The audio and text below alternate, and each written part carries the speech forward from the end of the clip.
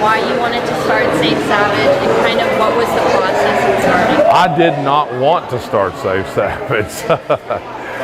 God just told me one day that he wasn't going to bless anything I touched until I put his ministry first. In that God way, I can't explain it unless you've ever had it happen. And I was like, well, it'd be good if you tell me what that is. I'll do it if you tell me what it is. And he told me that he wanted me to go into bars at 2 p.m. and do an unchurchy church service on Sundays at 2 p.m. So I did. And then it just multiplied and multiplied. I instantly was uncomfortable after the second week. I mean, I was already uncomfortable just because I'm not a preacher.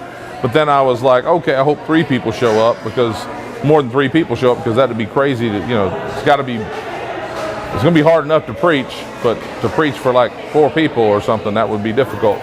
And about 25 showed up, and then the next week 35 and all that, and 45, and it just kept growing.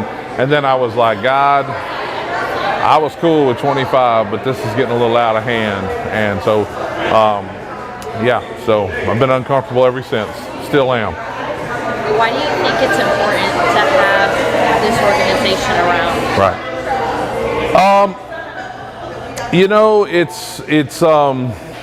It's a necessity. Jesus himself in red said, "Go into all the world and preach the gospel, baptize them in the name of the Father, Son, and the Holy Ghost." He said, "Go into all the world and make disciples." That's what he told us to do. He didn't take that time and say, "Oh, go build big buildings or whatever." Which we're fans of church. You can't really be a leader in Save Savage unless you are submitted to a pastor and an active member of a church. But the job, that's where we go to get. So we go to church to get fed and learn and get built up and encouraged and prepared to go into the world and preach the gospel. And this is where we go into the world. We go to these bars, we go to biker rallies, we go to 7-Elevens and Circle K's. That's where a lot of ministry happens. We go to prisons and all kinds of things. What type of people do you think show up to Save Savage, and how are those people? Wow, that is an interesting question. I can tell you what I thought it was going to be. I'll tell you it's not what I thought it was going to be, because I really thought that we're going out to save the lost, and we do. We lead people to the Lord, get them plugged into churches. They roll with us. They get discipled. We do Bible studies and all that within Save Savage. But I thought there would be more of that. Because, like I say, we're evangelism.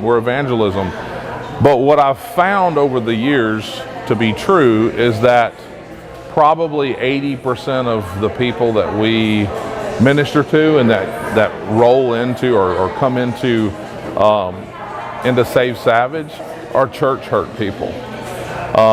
They're people that it never ceases to amaze me and surprise me when I'm talking to someone that I've seen at a few Save Savages or Save Savage events, and we finally get a chance to talk, and they're like, "Oh yeah, I was a Sunday school teacher for 20 years or 10 years, and we were active members of the church, or we were youth pastors, or we've had associate pastors and pastors that are no longer pastors and really way away from God because of being church hurt, and that really surprised me, and it still never ceases to surprise me that there's so many people out there that have that are disenfranchised somewhat from the church, from the brick and mortar church, that I again support. I'm not against.